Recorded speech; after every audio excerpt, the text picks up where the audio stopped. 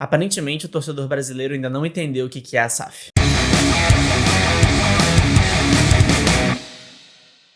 Fala galera, beleza? Pra quem não me conhece, eu sou o Guilherme e este é o É do Jogo. E no vídeo de hoje eu queria comentar um pouco sobre a situação do Vasco, porque estão havendo muitas reclamações a respeito da situação da SAF. O time do Vasco, apesar de ter feito um grande aporte financeiro nos últimos 2 anos, não conseguiu ter um avanço significativo no seu futebol. Os resultados não vêm aparecendo do jeito que como a torcida gostaria. E isso ficou muito forte, muito marcante depois dessa derrota do último sábado para o Criciúma por 4-0 dentro de São Januário. Pichações no muro da sede para poder pedir a saída da empresa americana e muitas outras coisas que valem a pena ser comentadas porque são coisas importantes a respeito do Vasco e coisas que eu acho que ainda as pessoas não conseguiram exatamente entender sobre a SAF. Fica aqui até o final que eu vou explicar tudo o que eu quero dizer com isso, contextualizando do que é a SAF desde o princípio até o ponto onde o Vasco se encontra no momento. Mas antes de qualquer coisa, temos novidade aqui no É do Jogo. Queremos uma página agora no X, o antigo Twitter, também no Instagram e no TikTok. O arroba para as 3 páginas é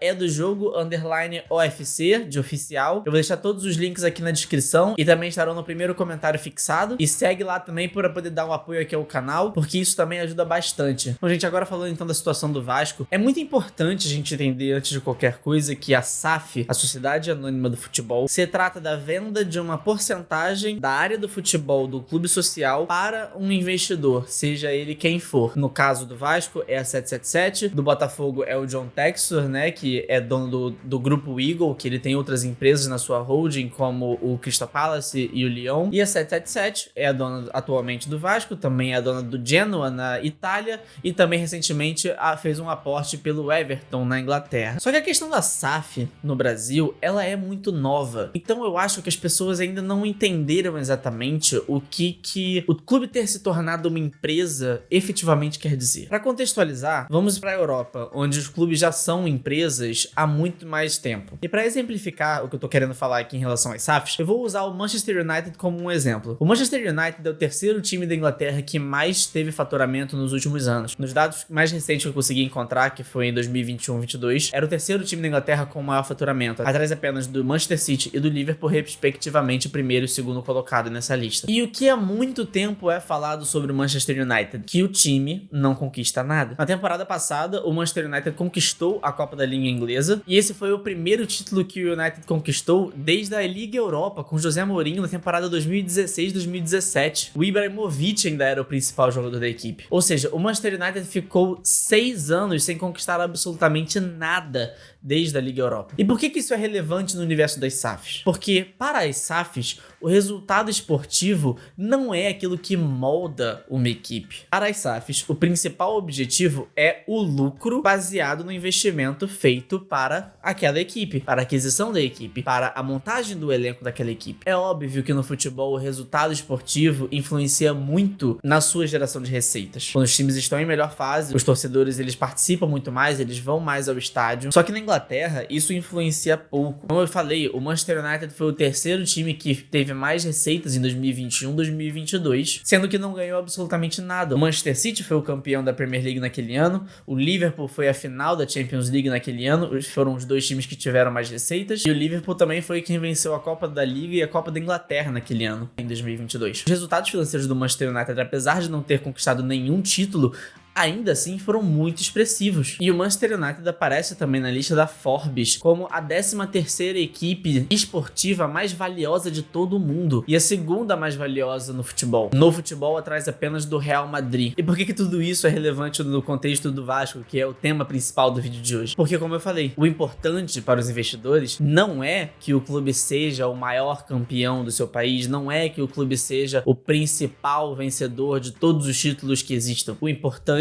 é apenas que o clube dê lucro para os seus investidores. Óbvio que você vencer títulos ajuda, sim, você ter lucros ainda maiores. Só que o foco desses investidores não é o título, é apenas a geração de receita. Então, às vezes, o time pode estar ali na 7ª, 8ª colocação, só que está gerando um lucro de, vamos dizer, eu tô chutando aqui um número, tá dando um lucro de 200 milhões de reais, que também não foi o caso. Saiu um dado hoje sobre o Vasco da Gama, que ainda assim, apesar da SAF, o Vasco teve teve um prejuízo orçamentário no ano de 2023, e isso até prova que até o momento o conceito da SAF não está dando resultados no Vasco da Gama, o Vasco está dando prejuízo, e isso tudo mostra que o Vasco não soube gerir a situação da SAF da melhor maneira. Vamos pegar de exemplo aqui a situação do Cruzeiro e a do Botafogo para também medidas comparativas. O Cruzeiro foi o primeiro time brasileiro a ser vendido para uma SAF, foi o Ronaldo Fenômeno que comprou inclusive, e recentemente foi revendido para o Pedro Lourenço, que é um investidor, dono dos supermercados BH em Minas Gerais, investiu 600 milhões de reais para poder comprar os 90% da SAF do Cruzeiro que o Ronaldo tinha. O Clube Social Cruzeiro manteve 10% da SAF, a mesma coisa no Botafogo, também vendeu 90% de sua SAF para o investidor John Textor, dono da holding Eagle, também foi 90%, como eu já falei, e 10% ficou com a sede social. E no caso do Vasco, foram 70% das ações do Vasco vendidas para a 777 Company. 777, 777, tanto faz como falar, o importante é entender qual que é a empresa. E o que todos esses clubes têm em comum é que eles foram vendidos em sua maioria para os investidores. O clube conseguiu arrecadar, obviamente, financeiramente com isso, com os valores que os investidores pagaram, só que nessa venda, como eles venderam 50 mais 1% do futebol do clube, eles não têm mais o direito de tomar nenhuma decisão. As decisões são inteiramente das empresas ou do investidor, da pessoa que comprou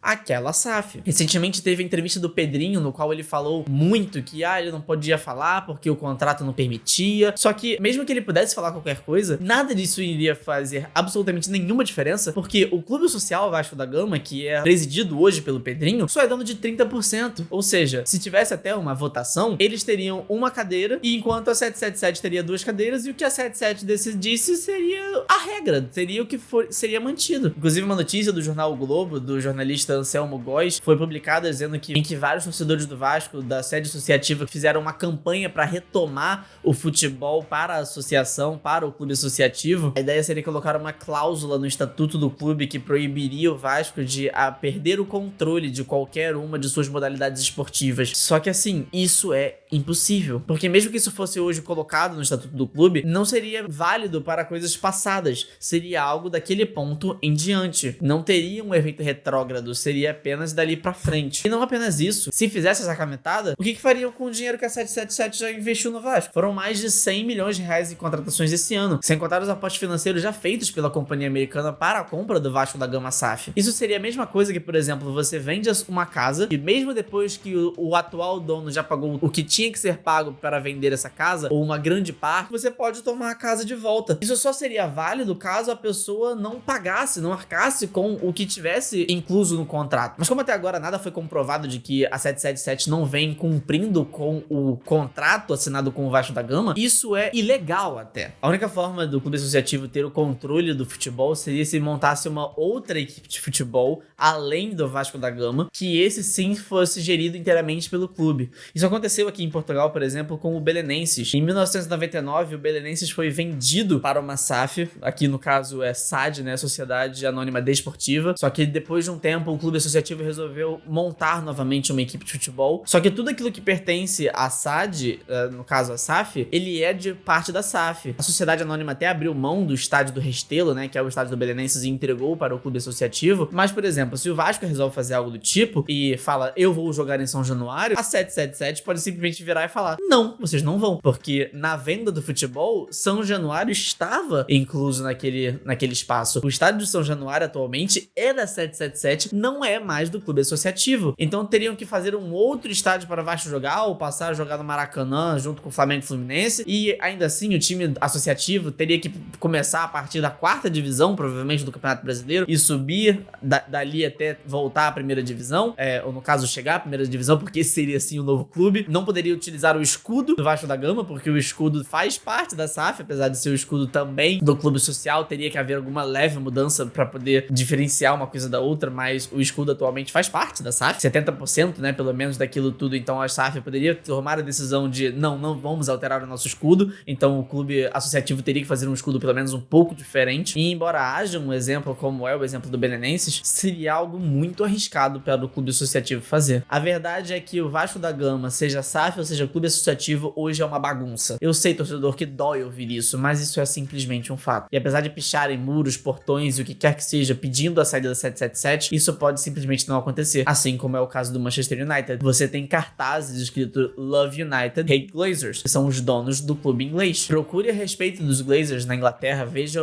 a opinião que os torcedores do Manchester United têm sobre eles. Eles odeiam a família Glazer, que inclusive tá pra vender o clube, ainda não foi sacramentada a venda. Os torcedores do Manchester United simplesmente detestam os Glazers. Só que durante muitos e muitos anos nada pôde ser feito apesar desse ódio, porque o clube era dos Glazers. Eles até podem vender o clube, como será o caso, mas durante muitos e muitos anos nada pôde ser feito a respeito disso. E pode ser que o destino do Vasco com a 777 seja exatamente esse. Os torcedores vão continuar pedindo pela saída da empresa, mas a empresa pode ficar lá o quanto tempo ela quiser, afinal ela é a dona, até que em algum dia resolva vender a sua parte e sabe lá nos resultados atualmente que o Vasco tem obtido dentro de campo, onde o Vasco estará no momento em que a 777 deixará o clube, se é que algum dia isso vai acontecer. E pessoal, esse é um vídeo tanto quanto importante na verdade. Eu sei que o foco é o Vasco, mas o tema em si é mais sobre a SAF em geral. Então é importante que você, torcedor de qualquer outro clube que atualmente seja SAF, ou que está com o processo de se tornar SAF, ou que ainda não está no processo, mas tem um planejamento de possivelmente virar, que você veja esse vídeo para que você entenda todo o escopo de que uma SAF representa pro time do Brasil. Se você nunca acompanhou nenhum vídeo aqui no canal, se é a primeira vez que você está chegando aqui no É do Jogo, ou se já viu alguns vídeos recentemente, mas ainda não é inscrito, por favor, se inscreva aqui no É do Jogo e deixe o seu like nesse vídeo, que é muito importante para que esse vídeo alcance o máximo de pessoas possíveis. E num conteúdo importante como esse, é bem relevante que esse vídeo chegue no máximo de pessoas possível. E também peço para que você clique no sininho de ativar todas as notificações, para que todas as vezes que eu lançar um vídeo novo aqui no É do Jogo, você seja notificado, e compartilhe esse vídeo com o máximo de pessoas que você puder, porque é muito importante que essa palavra chegue no máximo de pessoas possíveis para que haja uma compreensão maior do que é a SAF. Pessoal, meu muito obrigado a todos vocês que ficaram comigo até aqui, um grande abraço e até a próxima.